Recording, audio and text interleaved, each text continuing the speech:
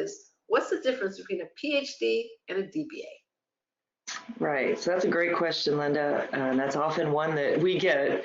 They're very similar. In essence, they're both doctoral qualifications. They're terminal degrees. So after you do those, you can't go higher unless you are in academia for many years. And then there's always something else you can do, right? You can become an emeritus later, et cetera. But they're the same. And simply the name is different because one really designates that it's a part-time, traditionally it's been a part-time program, number one. Number two, it is in business administration, so it's a professional qualification as opposed to a purely academic qualification.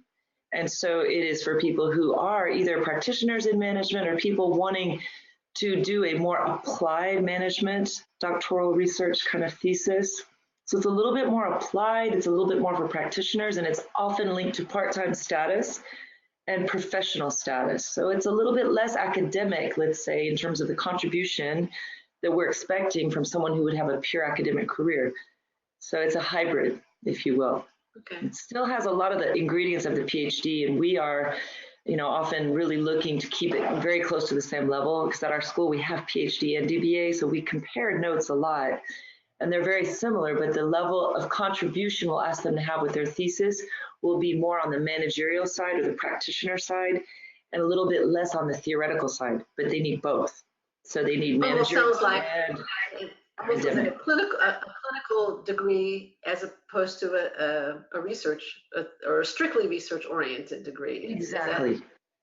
It's a lot like that because it's clinical in the sense that they are really examining a phenomenon in the field and they're applying solutions to it based on original research and their own data, but also based on what they're observing and the things that are in the literature that can feed into that, right?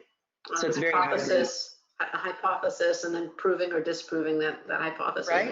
So when they do quantitative, they're hypothesizing. When they're doing qualitative, they're formulating propositions and then they're testing those propositions, right? Okay. So it's interesting.